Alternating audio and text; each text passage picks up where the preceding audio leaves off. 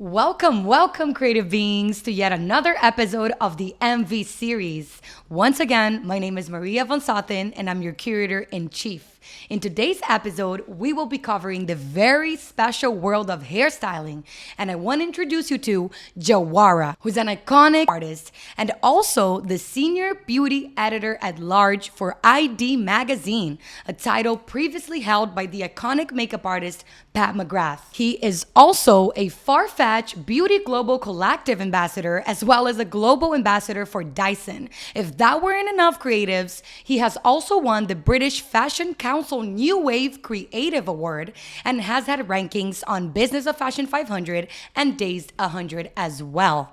He is very famous for his impressive talent of molding and playing with varied hair textures. Today, his amazing clientele includes Beyonce, Rihanna, Naomi Campbell, and Bella Hadid. His work has also appeared in Vogue, Wall Street Journal magazine, ID, and Dazed, and he has collaborated with brands like Calvin Klein, Chanel Beauty, Hermes, Off-White, Area, and many other amazing ones as well. By the way, guys, if you're watching us on video format, you are going to see visual references of his work and other things I will be mentioning throughout this episode as well. So creatives, Jawara was born in New York City, but he was raised in Jamaica until he was 10 years of age. His mom, curiously enough, is the very famous reggae singer, Sister Carol. He started learning, guys, about hair at his aunt's salon, which was located in Kingston, Jamaica. First, he was sweeping hair, then he was shampooing, and soon after, he was imitating his aunt's roller sets as well. It taught him over there some basic skills and how to connect with people in a very unique way. He worked in New York and Florida salons when moving back to the United States as well, guys. In New York, he also got very involved with hair extensions, which he would practice on his sister and on their friends after school. When he graduated high school, guys, he made a decision that he no longer wanted to pursue hair as a full-time career. And so he attended FIT in New York to study international fashion merchandising. He was still working, though, part-time at a hair salon because it was very lucrative for him. At the time, he could already do all types of hair, from white to Asian and black, so that guys really opened his clientele and market of clients, of course, right? And after graduating, he only worked for 2 days in fashion merchandising as a buyer until he truly realized that that was not the course he wanted to take, and he quit to go back to doing hair full time. Jawara, to me, is a huge example to show that it is very common to be torn apart between two different careers, two different paths you can take, right? Especially when you still don't know the heights that you can reach with your passion and craft. And I think that because Jawara, guys, had a real background mainly in salons back then, right? It might have been easy for him to fall into that trap of feeling like there's no more stairs to climb as a hairstylist for him back then, right? This feeling actually feels very familiar to me personally, as when I was working for a company which was actually family owned, by the way, guys, I felt truly like I had reached the highest level I could have reached as a stylist there, right? And I was truly oblivious to this whole new world of possibilities that I could chase after back then, which in my case, obviously, was to be an independent stylist and have multiple clients under my name and a lot more exposure to my craft and to myself as well. I even recall when I finally understood I could style independently for amazing magazines, guys, like Vogue, or even huge celebrities. My world truly turned completely upside down, guys. I was like a kid in a park, literally. And I even have one of my old supervisors at the time, which wasn't very positive, to be honest with you guys, tell me that I would never make it as an independent stylist. And if I ever did, it would take me way too long and decades and decades to even be able to sign my name to a magazine, right, on my own, trying to discourage me back then from aiming higher and dreaming bigger. Thankfully, that only gave me motivation to chase even harder after my dreams. And I did not allow his limited mindset to bring me down. And believe it or not, 6 months later, I signed my first Vogue cover as an independent stylist. Now, going back to Jawara's amazing journey here, once he quit his 2-day merchandising job, he used to look over guys' Vogue and Elle issues, and he started, smartly so, noticing the hairdressers and the name of the hairdressers that were working on editorials. So I truly believe that's when his world opened up, just like mine did when I was in my last year in that company I was styling for, right? And he had the amazing idea, guys, to email the agents and the agencies that these hairdressers were signed to, right?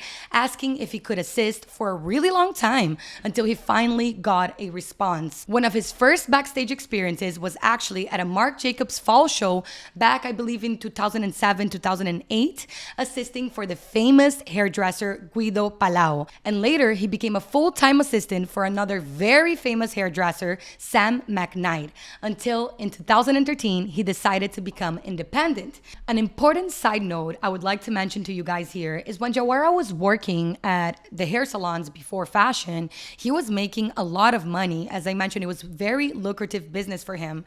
And of course, when you start in fashion, guys, it can be less profitable until you are a more established hairdresser or a more established creative, right? But he still took the plunge, took that leap of faith to chase after his dreams no matter what. This man, to me, is truly an incredible example of persistence. He truly carved his own path, found his own unique avenues to reach his goals, right? I mean, his resilience to me was absolutely incredible. Even when he wasn't hearing back from these agencies initially, he has mentioned it took a really long time for him to even get a first email back, guys. His hope never ceased to exist, and he kept writing to them and kept persisting. So my biggest advice to you guys here is be savvy and be proactive. Explore every avenue you can to reach your goals, even if they seem very far away to you. And another important tip I would like to highlight here for you guys that I think Jawara did incredibly well is do your research, guys. Make sure that the people you're finding are the right key players that are going to place you in the places you need to be seen and you need to be working at, right? Finding out the proper connection to help you get there is crucial. So creatives, going back to Jawara's come up here, right? In 2015, he moved to London and started working with up and coming photographers over there. That teamwork really started garnering traction not only in London but also back in his hometown in New York, and that led Jawara to much bigger opportunities as an independent hairdresser. His first show as a key hairstylist was a Hood by Air show in Florence. By the way, fun fact, guys, Jawara actually went to school with Hood by Air creative director, and the first celebrity he actually ever worked with on his own was FKA Twigs. And a little later, Solange Knowles, who's Beyonce's sister, asked to work with him as well. And from there, Jawara's career took off. I want to highlight the fact, guys, that it took a few good years for Jawara to climb up the ladder and become a key hairstylist, of course. Not only did he receive training basically since high school, but he had so much exposure, right? By working at several hair salons and being an assistant for multiple years as well. This is a case to show creatives that bigger opportunities come with time and patience. Once again, they absolutely don't necessarily happen overnight, right? And he was brave enough to go back and start assisting again for obviously major hairstylists, as you guys know now, but always knowing that this would take him to where he wanted to be, which in Jawara's case was working in fashion and with celebrities, of course. So what I want to tell you guys here is to not be fearful, guys, ever to take a few steps back, even if financially so, to be able to climb your way up in a ladder that is more aligned with your passion and purpose. I would love to draw attention now to Jawara's approach to hair and to his work. He uses, guys, what he learned back between Jamaica and New York salons and mixes it with what he learned in high fashion in his later days. And that is where his style truly is inspired on, according to him.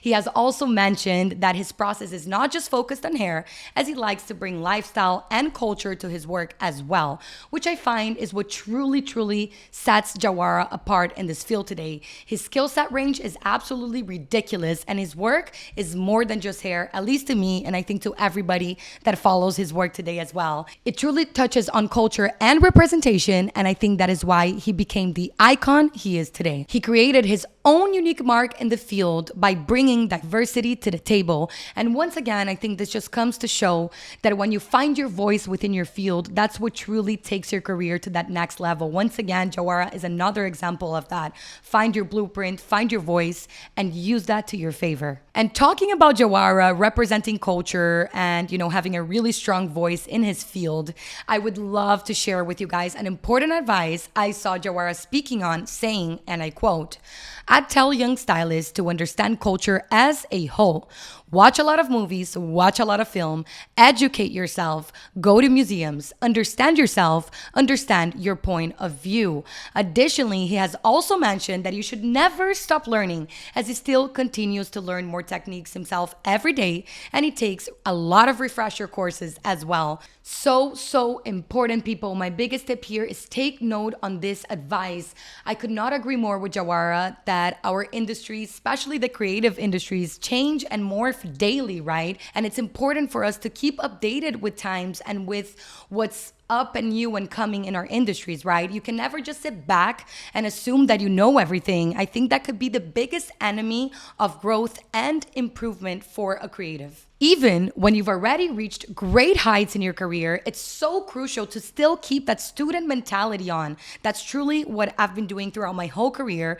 It's important to not run the risk of staying behind because you don't want to keep learning, right? In styling, actually, I was constantly going to panels and also keeping myself updated with what was coming up in my industry. I also wanted to touch upon a crucial thing I saw Jawara saying, which is about agencies and what to expect from an agency as a creative, right? In his case, of course, he is in an agency and he's a hairstylist and he has a lot of experience in being with an agent and being inside of an agency himself. And he says, guys, that an agency should help you connect the dots to get to where you want to be, right? For example, how to move as a business, connect you to new clients, and push you further to be placed where you wish to be placed. Wise advice by Jawara here. I cannot stress enough the importance of understanding this, guys, because unfortunately, I think many creatives are unaware, even when they start with an agency already, what to expect from their agent or agency.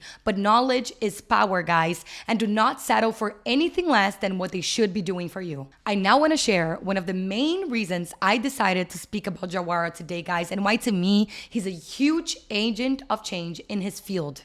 He says that when he started working in fashion, right, and for other hairstylists, they had a team of about 40 hairdressers, let's say in a fashion show, in which most members, believe it or not, did not know how to do black hair. Today, having and leading his own team, his objective is always to ensure that all his assistants have experience with every type of hair, not just one, guys. He even mentioned once that it's just about taking the time to learn and about deeming it important enough to learn about and to study. It would be great if people could put their egos away and say, you know what? I want to be of service to more people than just people that look like me. This might be one of the most important subjects to speak about in the industry for me as well. Historically, guys, models of different backgrounds have suffered a lot behind the scenes when getting their hair done, as most hairstylists could not do many types of hair. Usually, they only knew how to do one. Most hairstylists did not know how to properly treat and style different textures of hair, sometimes burning their hair and causing serious damages to their locks. And even though this has certainly improved in the behind the scenes in our industry, the most shocking part to me is that this stuff still occurs today. It's 2023, people. Let's get with the program. Enough is enough. Diversity is key. Jawara has certainly served as a huge role model for this change in the industry, a change that hairstyling so desperately needed and probably still needs today. A huge advice I have right here for you guys is not constraining yourselves to just doing one type of hair, because it will constrain your market and your clients, and it will also might have you lose an opportunity to get a job, guys. Every type of hair and texture of hair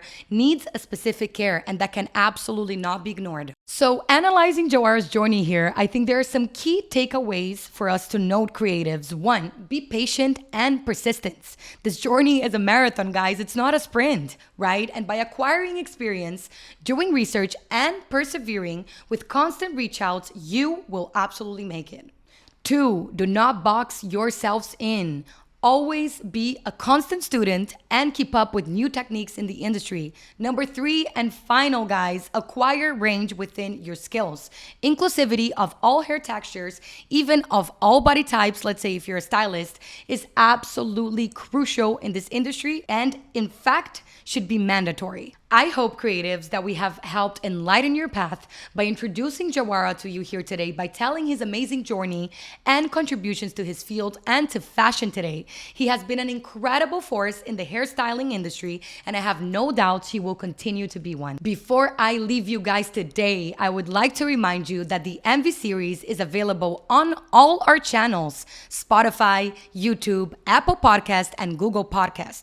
We also have additional content on our socials, on Instagram and TikTok under the MV series, as well as under my personal Instagram, guys, at Maria von Sothen. Guys, please don't forget to subscribe. Keep showing us that amazing love so we can show ours right back to you. And I cannot wait to see you all once again next Wednesday right here at the MV series.